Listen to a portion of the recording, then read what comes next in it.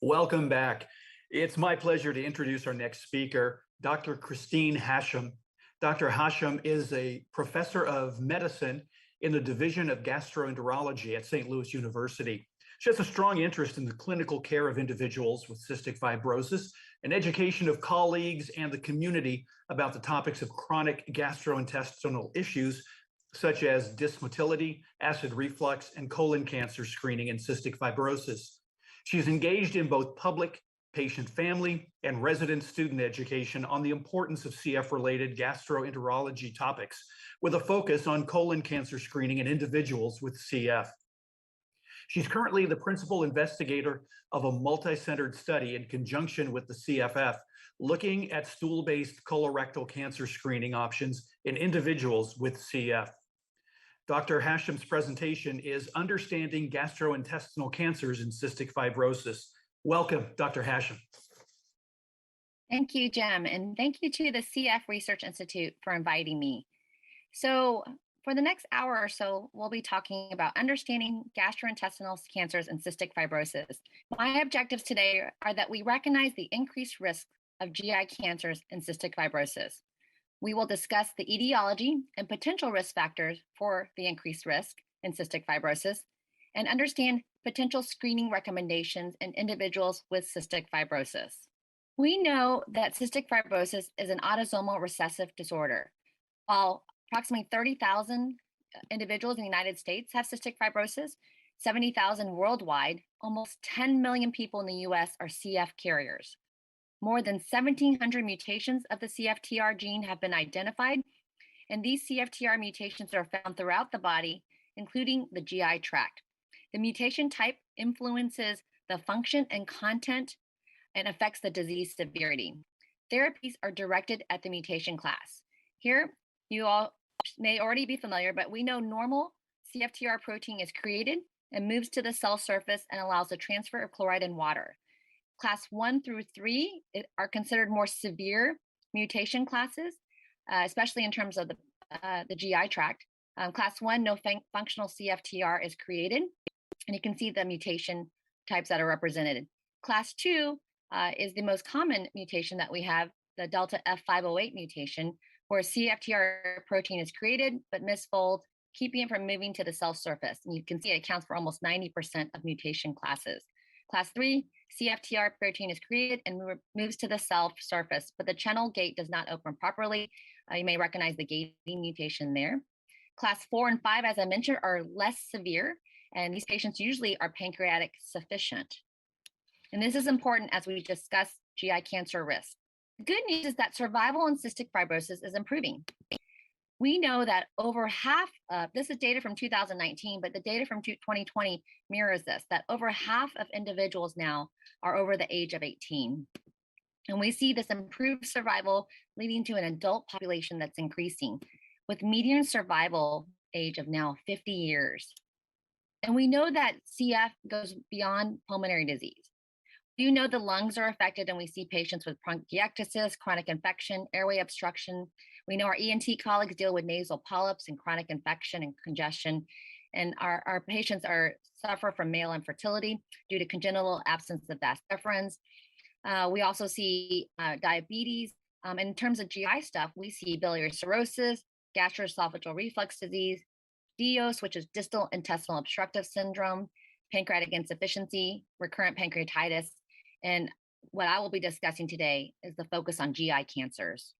So with improvements in therapies, with the multidisciplinary care, the improvements in the modulators, as well as nutrition, medications to decrease inflammation and infection, we know that individuals with CF are living longer.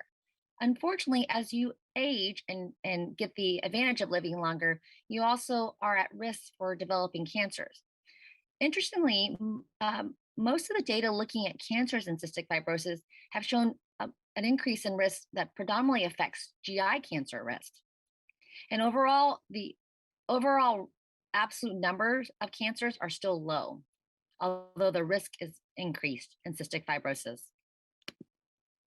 So let's look at some of the data that we have for GI cancers and cystic fibrosis. I will tell you that most of this data is from observational studies and systematic reviews and meta-analyses. But we do see that the overall risk of GI cancers, when you look at standardized incidence ratios of observed to expected, is quite high, eightfold difference with the general population.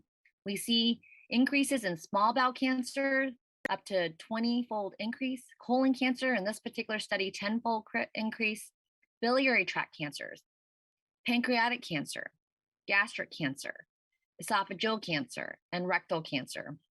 And the pooled ratios are even higher in transplant patients. In some studies, 2 to 5 times and up to 30-fold increase. So this is data from the CF Foundation Registry.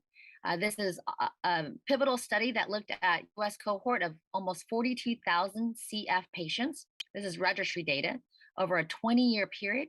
And what we see is an elevated risk of GI cancers. So if you look at non-transplanted patients in this first column, and you look at EG junction cancers, which are the distal esophagus, you can see, although the absolute numbers are small, if you look at the 42,000 individuals over a 20-year period, the observed to expected ratio is quite high. So you have 5 cases of EG junction cancers. Look at the terminal ileum, which is the distal part of the small intestine. Again, small numbers, but very high compared to the expected numbers, 5 to 0.4. Colon cancer, and I'll be discussing this, 26 observed to 4, so a 6-fold increase. Biliary tract, so looking at the bile ducts, 4 to 0.4. And you compare this to melanoma, which actually is lower risk, and some of the other cancers are listed here. When you look at transplant patients, this number increases exponentially. So if I want to focus specifically on, you can look at terminal ileum, again, 52-fold increase, colon cancer, 30-fold increase, biliary tract, 31-fold increase. But keep in mind that the absolute numbers are still quite small.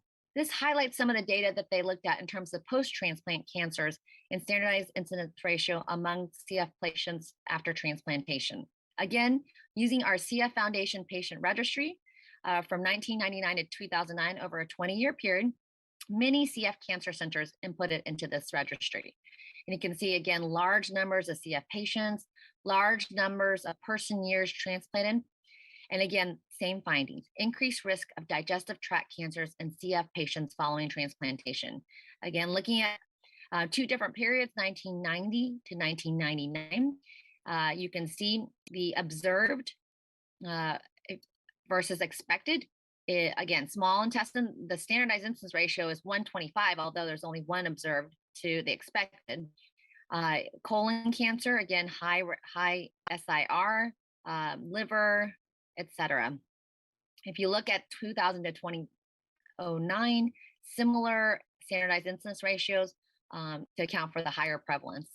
This is data looking at age-specific incidence rates of bowel cancer. So what you see here on the y-axis here is age-specific rates per 100,000, on the x-axis age.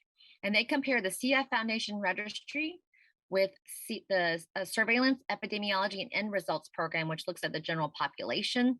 And they looked at, starting at age 30, you can see a marked difference in the incidence rates of bowel cancer between CF patients and the general population.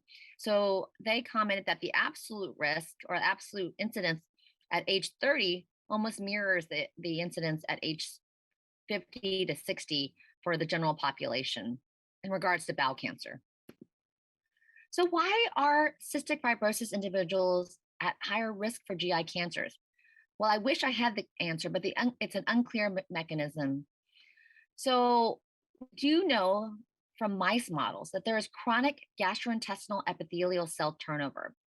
There are impairments in the CFTR gene, which lead to increased viscosity of secretions. We know that thick, gooey material, which causes impaired mucociliary clearance in the GI tract and causes mucosal obstruction and chronic inflammation. We know this from mice models and knockout mice. We know that there is some component of bacterial dysbiosis due to the viscosity and inflammation. We know that there are upregulation of oncogenes such as Wnt and beta-catenin. Over here, you can see as the CFTR is downregulated, Wnt oncogenes are upregulated, and these are very important in intestinal tissue homeostasis and intestinal cell survival and proliferation and differentiation. And we know that the diet may play a role. For years, we've recommended a high fat and high calorie diet to individuals with cystic fibrosis. We also know that the CFTR gene is downregulated, and this is a tumor suppressor gene. So, because of epigenetic regulation, such as promoter hypermethylation, messenger RNA transcription factors, we get downregulation of CFTR, which leads to increased proliferation and reduced apoptosis, mitochondrial dysfunction leading to increased reactive oxygen species generation, enhanced invasion and metastases and pro-inflammatory signaling, which is thought to lead to this increased GI cancer risk in CF individuals. And we don't yet know about the role of CFTR modulators. There's still not any data on what will happen, but we are hopeful that it will decrease the risk as it modulates the CFTR. Well, what are some overall risk factors for GI cancers and cystic fibrosis? Remember, all of this is mostly from observational studies, but what we do know is that men are at higher risk for GI cancers and cystic fibrosis. If you have had an episode of DIOS, which is distal intestinal obstructive syndrome, where you get that thick inspissated mucosal secretions in the right colon and terminal ileum, causing an obstructive picture. If you have a severe CFTR genotype, as I mentioned, severe is considered class 1 to 3, which really encompasses the majority of individuals with CF. And if you are post-lung transplantation, you are at higher risk for GI cancers based on epidemiologic studies. Let's look at some of these GI cancers a little bit more closely. First, I'll start with is esophageal cancer and cystic fibrosis. We know esophageal adenocarcinoma is mediated by acid reflux, so gastroesophageal reflux disease, which leads to Barrett's esophagus. And I'll show you right here. This is a normal esophagus. If you look on the left-hand cartoon or picture, the normal GE junction and the biopsies show stratified squamous epithelium that's healthy. In a patient with chronic acid reflux, that red salmon color mucosa extends proximally up the esophagus, and biopsies confirm these goblet cells or intestinal metaplasia. This is a precursor for esophageal adenocarcinoma. And you go from a normal esophagus to that salmon color mucosa, and unfortunately, patients develop esophageal adenocarcinoma with this image on the right. So we know that cystic fibrosis individuals have acid reflux. Gastroesophageal reflux disease is more common in cystic fibrosis. Again, the data from 2020 is similar to 2019, and we can see here that maybe 30 to 40% of individuals, both kids and adults, report gastroesophageal reflux disease in the registry. And 80 to 90% of CF post-lung transplant patients also report gastroesophageal reflux disease. So you have that acid milieu that is present for explaining the increased risk of esophageal adenocarcinoma in individuals with CF. So it's no wonder that there's been reports of increased esophageal adenocarcinoma risk of standardized incidence ratio of 56. Remember, that's compared to the general population if you have CF and your post-lung transplant. We have some small studies that show a 3-fold increase in the risk of Barrett's esophagus with a younger average age of diagnosis at 36. So keep in mind, I'll repeat this a lot, that CF individuals are not only at increased risk of GI cancers, but at an earlier age. In the general population, we start to think about Barrett's esophagus after you've had chronic GERD symptoms and you're in your 50s. We've even seen the development of Barrett's esophagus in children with cystic fibrosis. So that puts them at risk for long acid reflux exposure over time. So by the time they're 30, they've actually probably had it for 10, 20 years. There's some genetic testing that shows that CFTR gene is linked to Barrett's esophagus and esophageal adenocarcinoma.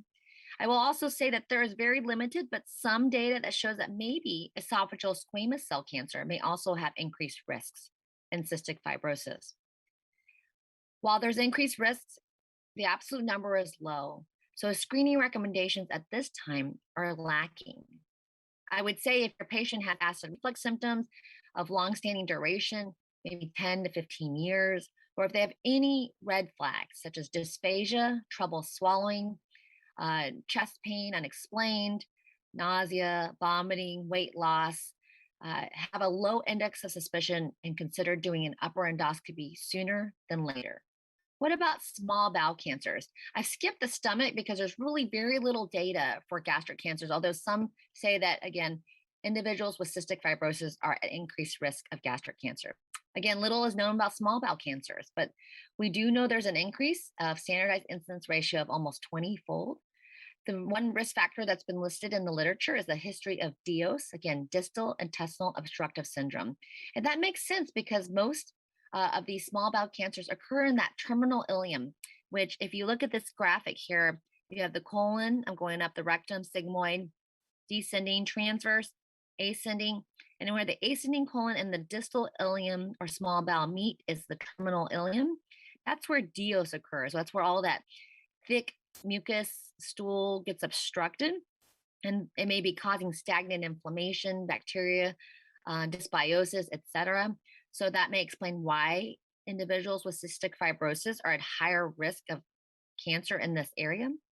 So what do we do for screening? Well, if you're going to have your colonoscopy, you can peek in to that terminal ileum and look for a cancer or a mass. You can do capsule endoscopy, which is video capsule endoscopy here.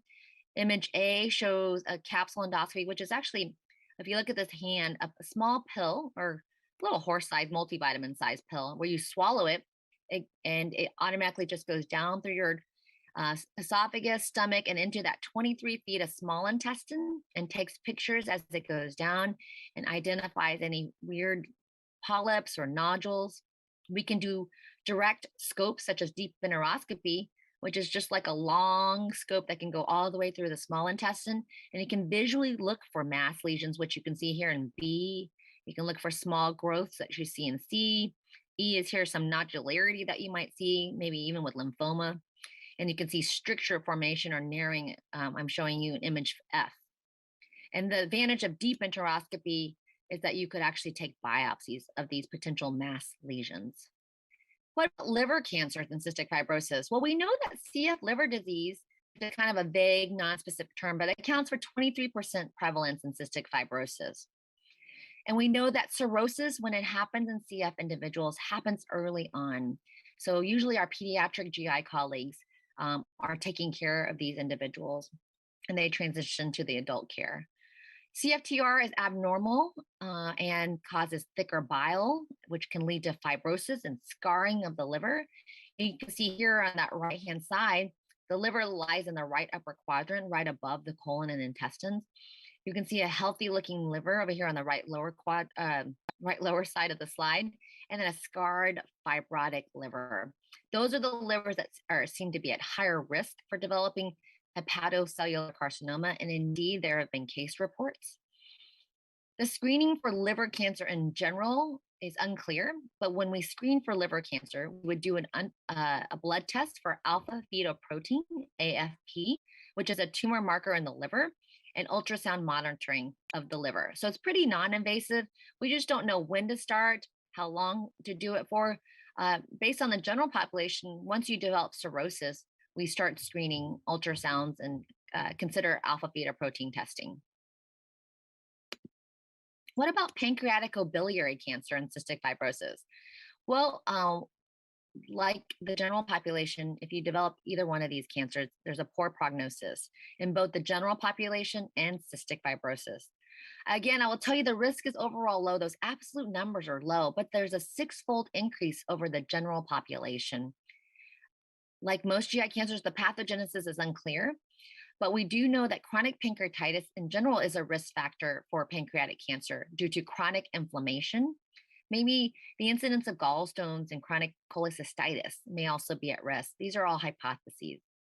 The screening recommendations are not evidence-based, but there are a little bit more formal screening recommendations for these cancers. Starting at age 40, and I think 40 is the magic number if you want to think about cystic fibrosis individuals, that we start screening for most of these GI cancers, whether there's evidence or not, at age 40, and you can do 1 to 3 year intervals. You might want to, depending on transplant status. So if you've had a lung transplant, you might start screening, you might do screening on a more frequent interval. You can also do blood tests for these cancers, such as CA19-9. You can do endoscopic ultrasound and MRIs or CTs for imaging. I highlight here, this is a CT image, which shows a pancreatic mass in the head of the pancreas. The problem with a lot of the screening or the blood tests that we have, even, there's a lot of false positives. And so there's a financial burden of testing if you have to do every year endoscopic ultrasound. So you get sedated, you get anesthesia, you get IVs, it's invasive, or even MRIs or CAT scans with radiation burden. And again, as I mentioned, there's not an exact age to begin.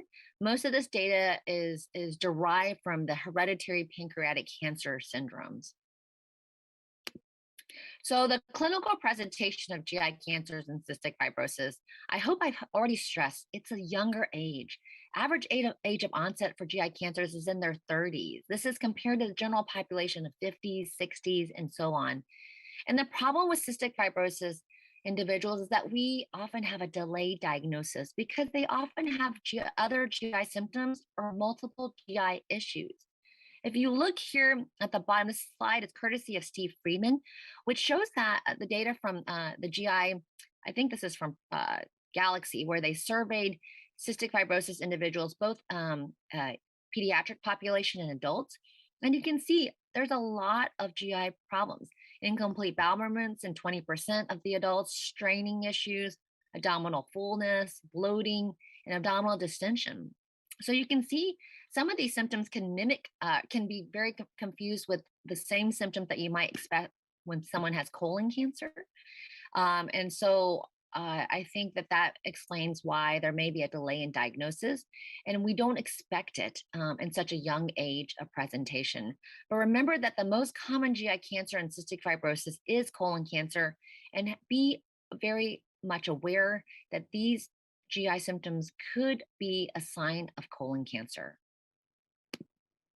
So I highlight these two patients that we had or have because it is very real. So although most of the data I give you is from epidemiologic and observational studies, our patients are developing cancer at a young age. So this is an individual with young colon cancer, a 42-year-old man, so very, very young, maybe old for cystic fibrosis, but young. Again, with delta F508 mutations, homozygous. So again, the severe genetic mutation, diabetes, pancreatic insufficiency, who had been on Trikafta for 1 year and had nonspecific GI symptoms. Really, they thought it was really like their GI symptoms from cystic fibrosis: bloating, early satiety, nausea, some reflux. Something that was concerning was new onset iron deficiency anemia. However, no overt bleeding that may signal GI bleeding, and no weight loss. And unfortunately, when we did an upper endoscopy, we found this is to orient you, this is an upper scope where we go in through the esophagus, look in the stomach, and in the small intestine. And we see here, coming from the small intestine, protruding into the stomach, a small bowel mass. This is food in the stomach. This is the esophagus. Image number 5 shows another smaller mass in the stomach. This is that mass again in image 6, protruding from the small intestine into the stomach. If you look into the small intestine, you can see kind of an infiltrative lesion. And then the biopsies unfortunately confirmed gastric adenocarcinoma and small bowel adenocarcinoma in this young man. And when we did a colonoscopy for the same young man, because he had iron deficiency anemia, unfortunately found an obstructing mass in the colon. And really did not have any lower bowel symptoms. He just had the nonspecific abdominal discomfort and bloating feeling. So very nonspecific symptoms, young patient. And what we saw was an obstructing colon cancer in the right colon with liver metastases. This is another patient who, again, is very young, 42, again, with cystic fibrosis and delta F508 homozygous. So that severe genotype I mentioned, which increases your risk for GI cancers. This individual also had a history of lung transplant. And again, I hope I highlighted that lung transplant increases your risk maybe 30-fold for GI cancers. She presented with some nonspecific right-sided abdominal pain, really was thought to maybe have constipation. She wasn't overly concerned. The CAT scan even showed some constipation here, maybe some thickening, maybe some appendicitis, but there was some thickening of the appendix and the right colon, maybe some mild enlarged lymph nodes, thought to read as more reactive than necessarily malignant. The arrow highlights what I just said. And unfortunately, when we did a colonoscopy, we found an 8 centimeter fungating, which means ugly looking, partially obstructing mass in the right colon. This highlights the parts of the colon. So hers was over in this area. And she underwent a right colonic resection. So before I talk about cystic fibrosis in individuals with colon cancer, which I'll spend the remainder of my talk, I want you to know that not only are individuals with cystic fibrosis at risk, many people in the general population are at risk. I highlight some of the celebrities that you may be familiar that have had colon cancer: Audrey Hepburn, the Black Panther, Chadwick Boseman, Farrah Fawcett. This is Daryl Strawberry, Sharon Osbourne, and even Katie Couric's husband. And so she's been a huge proponent and support for colon cancer research and funding.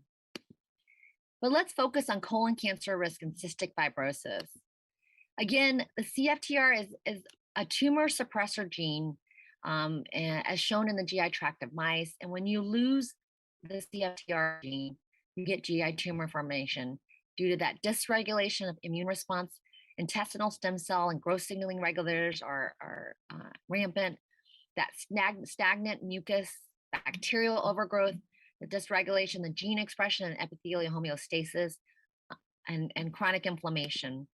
And what we see is that nearly all colon cancer in individuals with CF is diagnosed before age 50. And in fact, the average age seems to be almost as early as in their 40s. So screening colonoscopy at age 45 or 50, which is the general population recommendation, is not appropriate in CF individuals. The majority of colon cancer in CF is also right-sided. What are risk factors for colon cancer and cystic fibrosis? Again, some of the same risk factors as in all GI cancers. Male sex, severe functional CF genotype, those class 1 to 3 mutations. F508 delta homozygosity, which explains many of our CF individuals. And if you are lucky to get over the age of 30 years, you have an increased risk of developing colon cancer. And as I mentioned, lung transplantation itself increases the risk almost 30-fold based on a number of studies. This is a pivotal study from Minnesota looking at screening colonoscopy at age 40 in individuals with cystic fibrosis. So screening means they had no symptoms. They just qualified because they were 40 years old and had cystic fibrosis. And they underwent colonoscopy, which is where the scope goes in through the rectum, it advances through the left colon, middle colon, and then up the right colon. And again, ideally looking at the terminal ileum. And what they found in these asymptomatic 40-year-old CF individuals were adenomatous polyps on initial screening in almost half of the individuals. Again, asymptomatic and much younger than the recommended age at the time. 25% had one or more advanced adenomas, which are precancerous growths that have higher potential for colon cancer. They may be large or have villus or pathology or dysplasia. And this is 5 times higher than the general population. And many had more than 3 precancerous polyps. So we think your risk of colon cancer is related to these adenomatous polyps, whether they're advanced and how many you have. And even if you had a negative initial screening colonoscopy, if you repeated the colonoscopy within 49 months, almost half had those precancerous polyps. And half of those had advanced adenomas. Again, a little higher risk for progressing to colon cancer. And the Minnesota colleagues are not alone. Studies have been done on individuals with cystic fibrosis in Australia, Minnesota, Canada. And what you find is that, look at this age at colonoscopy, they're all young, 30s and 40s. And what they find is that a large number of individuals have adenomatous polyps. These are these precancerous growths that if you can catch them and remove them, you decrease the risk. But for some reason, they're having higher risks or earlier age of onset of these precancerous polyps. The absolute numbers are on the left and the percentages in parentheses, and you can see increased number of colon cancers amongst this young age group in cystic fibrosis. So I hope that I've highlighted that the risk of cancer, specifically digestive tract cancers, is high in cystic fibrosis. And people with CF are developing GI cancers at a much earlier mean, 30, 40 years of age, and that the standardized incidence ratio for CF colon cancer is greater than many known risk factors. This is a table from a study looking at CF patients, non-transplanted. Again, if you look at the GI cancers, esophagus, non-digestive, stomach, small bowel, colon, I highlight the colon cancer risk in non-transplant patients of 7-fold increased risk. Post-transplant, look at this colon standardized incidence ratio of 30-fold. And you compare that to other non-CF patients who we already think have an increased risk. If you have a first-degree family member with colon cancer, your standardized incidence ratio is 2-fold. If you have siblings, 2-fold. If you have something called Lynch family cancer syndrome, which is HNPCC, which is a familial colon cancer syndrome, they get annual colonoscopies. Their standardized incidence ratio is only 3-fold. Even if you have IBD, inflammatory bowel disease, another risk factor for colon cancer, you can see what their standardized incidence ratios are. So we think about our general family history as a risk factor for colon cancer, inflammatory bowel disease, if they have diabetes, diet, whether they're overweight, eat a lot of red meat, and you can see the relative risk. But I put forth before you that cystic fibrosis and cystic fibrosis post-transplant individuals are even higher risk than your traditional risk factors for colon cancer. So it's no wonder that the Cystic Fibrosis Foundation and colleagues got together and created this special report, now almost 4 years old, 2018 published, which highlight colorectal cancer screening recommendations. And what they recommended, and this is our most robust screening recommendations for GI cancers, but this is for colon cancer. It's a shared decision between the patient and the provider, and it's jointly managed by the CF healthcare professional, which is usually a pulmonologist and an endoscopist or a GI physician. At this time, colonoscopy is the only recommended screening for colon cancer. There's insufficient evidence for the use of other modalities such as CT colonography, where you do a CAT scan and you clean them out and look at their colon, fecal immunochemical testing or fecal occult blood testing, where you have stool-based tests that look for blood, or a FLEX-SIG, which is a short scope looking at the left part of the colon only. Because remember, as I mentioned, colon cancer and cystic fibrosis seems to be right colon predominant.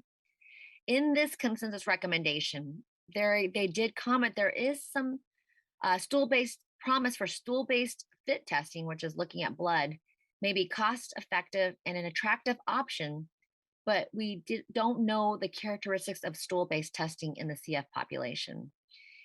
And we know that colonoscopy is good because we think that these polyps slowly grow over time and grow bigger, and that if you do a colonoscopy early enough, you can remove these growths before they develop dysplasia or adenocarcinoma and lead to invasive cancer.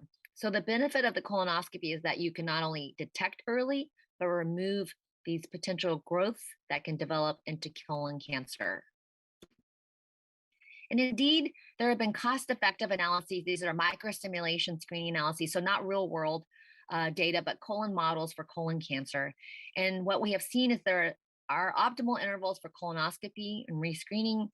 If you've had a transplant with negative testing, actually 3 years seem to be the most beneficial, although the recommendation is 5 years at this time based on different life expectancy models. Non-transplant CF patients, 5-year intervals between these ages. And that when you did colonoscopy, that you prevented up to 80% of colon cancer mortality with acceptable costs. And I mentioned that these recommendations are even shorter than our current consensus recommendations. So here you can see this is looking at stool-based testing or colonoscopy over these age ranges, 35 to 75 or 40 to 75, looking at non-transplant patients and the life year gained. and then looking at transplant patients. But basically, that colonoscopy is cost effective, and potentially FIT testing could be cost effective, but we don't understand how FIT plays in cystic fibrosis since it's really advocated for average risk colon cancer populations. Well, what's the problem with colonoscopy? Well, it's difficult. And for many of my CF individual patients or for general population, it can be difficult. But CF patients, it's especially difficult because you have to have an even more intensive bowel prep than the normal population. So not only do you get that 1 gallon of Go Lightly, which doesn't always go lightly, you may have to do 2 gallons or 1.5. You have to drink it over 3 to 4 periods instead of just once or twice. You are usually not eating for a few days. So it's difficult, but it makes a huge difference because you can see on the left side, if we don't see well, there's lots of growths in there, polyps that can be hiding and flat that could develop in a cancer versus the right side where we can see. So visibility is a key, but we know that CF individuals have very thick stool that is difficult to clear out. So it's not an easy process. However, the cystic fibrosis colon cancer screening consensus recommendations are these. Individuals with cystic fibrosis who have not had a transplant and based on patient and clinician shared decision making, think that it's safe and there's no significant comorbidities and they have a quality of life that merits colon cancer screening and they are over the age of 40, they should undergo colonoscopy for screening for colon cancer. If there are no findings, they still repeat the test in 5 years. This is akin to high risk populations. So if they do find positive polyps or depending on the number and the type, you come back at least within 3 years, but maybe sooner. If you've had a transplant and you are safe to undergo colonoscopy and you're over the age of 30 and you have not had a prior screen, we screen these individuals within 2 years, assuming they've recovered well enough from their transplant. Again, if there are negative colonoscopy findings, they come back within 5 years. If we find something on the colonoscopy, such as polyps, depending on the number and the type, we have them come back in 1 to 3 years. But again, as I said, what if we could avoid PrEP? So I want to highlight, this is a shameless plug for my study that I am doing with the CF Foundation as well. But we are really optimistic about stool-based colon cancer screening options, and specifically FIT, which is looking at the blood in the stool, and you would just scrape the stool sample for blood and send it to the lab, or Cologuard, which is looking at different biomarkers, including blood and cancer markers that you would send to the lab. And these may be valuable as first-line tests for colon cancer screening and cystic fibrosis. Unfortunately, as I mentioned, the stool-based testing has not yet been evaluated, but that's what we're doing. We want to know if our CF individuals could avoid a colonoscopy. So although that's still the gold standard, and I want to stress that. So we have an upcoming study looking at stool-based testing compared to colonoscopy. So if you enroll in our study, you will be getting stool-based testing and colonoscopy. And we have enrolled over 25 centers. And we have posted on clinicaltrials.gov. Contact me or your center or through clinicaltrials.gov to see if you would qualify. And I already highlighted who would qualify. If you're over the age of 40, non-transplant CF, or you're over the age of 30, and you're willing to do the test. Our study is called the NICE CF study, non-invasive colorectal cancer evaluation in CF. And so we're very hopeful and we've got a good team to look at this question. I want to highlight, though, the importance of screening. These are simulation models, but what they found is that colorectal cancer incidence rate, 1,000 person years based on age. If you look at the US population as the gray line, you can see there's a slight increase if you don't screen. The non-transplant CF patients, the yellow line increases. And then the transplant CF patients, if you don't screen, you can see an exponential increase of colon cancer without screening. So I can't highlight enough how important it is to screen your CF individuals for colon cancer. What about other GI cancers? Well, there are no clear recommendations other than for colon cancer screening. But from the literature and expert opinion, we would say is consider starting at age 40 or after transplant, especially after age 30. Small bowel screening, when they get the colonoscopy, have the endoscopist look in the terminal ileum and look for terminal ileum mass lesions. Maybe do it every 5 years if you're non-transplant, or every 3 years for your transplant, because that's when they would do colonoscopy. You could also consider that capsule endoscopy where you swallow that pill camera. Again, you may actually have to educate some of your gastroenterologists because really not all gastroenterologists are used to taking care of individuals with cystic fibrosis and aware of these high risk cancer risks in this population. What about biliary and pancreas screening? We again know that there are increased risks, although the absolute numbers are still quite low. But you could do MRIs or endoscopic ultrasounds or abdominal ultrasounds and blood tests. How often? Again, really unsure, but maybe every 2 to 3 years for non-transplant has been recommended, and every 1 to 2 years for transplant. Liver, alpha fetoprotein, that blood test and abdominal ultrasound. And I will say that, again, although there's an elevated risk for all of these cancers in CF, the absolute numbers are still quite low, which is why we don't really understand how frequently, how often, or when to start for screening. And these are general recommendations based on the ages that we are seeing GI cancer and cystic fibrosis. But I can't stress enough to investigate symptoms and not to assume that they're part of someone's chronic GI milieu, and not to dismiss these symptoms in CF individuals because of their young age, because we are seeing GI cancers at a young age, and their GI symptoms can mask what is happening inside. So my take-home points are that CF is a multi-system disease that involves the GI tract. So CFTR mutations play a role in GI cancer and an increased role of GI cancers in cystic fibrosis. I cannot highlight enough that the risk of colon cancer with CF may be greater than that even in Lynch syndrome based on some studies. So I believe that CF is a hereditary colon cancer syndrome or a GI cancer syndrome and should be taken very seriously and considered high-risk population. All patients at this time with CF should be screened for colon cancer with colonoscopy, and they need a special prep. You cannot do a regular prep. It really is so frustrating and disappointing for the endoscopist as well as for the patient when they've tried their best, but they were given a regular prep and they came in and it did not clean out well. We need to be able to see the colon tissue to really identify those subtle polyps that can turn into cancer. But have hope, because stool-based testing may be an option in the future for colon cancer. This is our logo. I just want to highlight the intersection between colon cancer ribbon and the CF ribbon. One of my residents designed that. She's gifted in that. And remember that at this time, there are no clear recommendations for screening for other GI cancers, but prevention and early detection likely will be key.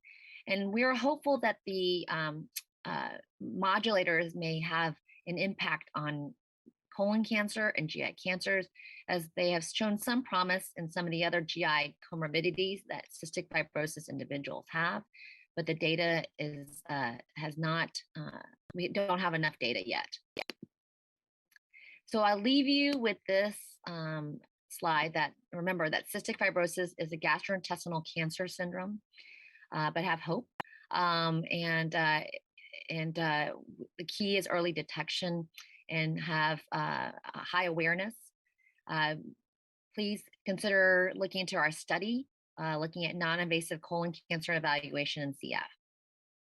And with that, I thank you for the opportunity, and I'm happy to open it up to questions.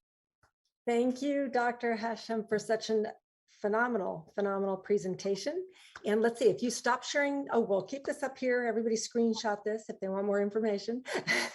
And then if you stop sharing, we'll have a Q&A. Sure. Great. Just so people know, we've run over a little bit, but we have a slight break between the two presentations. So if you're willing to hang in with us, we'll get to more of the questions. And then hopefully, actually, Dr. Hachem has kindly said she will answer all the other questions post-conference. So starting with the top, the slide you showed that says the recommendation would be 40 for first colonoscopy for people with CF. And that came out in 2018. But now in light of, for the general population in 2021, the shift for first colonoscopy was 45. Yes. Is there a movement now to lower that age, especially looking at the slides that you showed about how young people are who are developing cancer? I don't think there is at this time, but I think that's something we need to think about in the future as we get more data. I think there's still a lot of unknown because we don't know if modulators will actually extend the time in terms of decreasing the risk of GI cancers. But I think that's something that we need to think about. Is 40 enough? Because as I mentioned, we had a couple of 40-year-olds that we scoped and they had colon cancer already. So the goal is actually to get them before the cancer starts. So I think that is something that we need to keep looking at. It's a good question. And have you seen the study that came out of, I guess, University of Iowa about the high prevalence of colon cancers and GI cancers for carriers of CF? Can you talk about that? Yeah, so there's very limited data, but what they found was that even carriers have maybe a 44% increase over the general population for GI cancers. And you think about carriers, that accounts for 10 million people. So that definitely is something that needs to be studied more. Let's see, Dr. Dennis Nielsen asks, are the risk SIR numbers adjusted for age? I believe in some of the studies, they definitely are. Yes. This is like speed questions. I love this. Does excuse my pronunciation, Nissen fundoplication surgery reduce the risk of esophageal cancer post-transplant?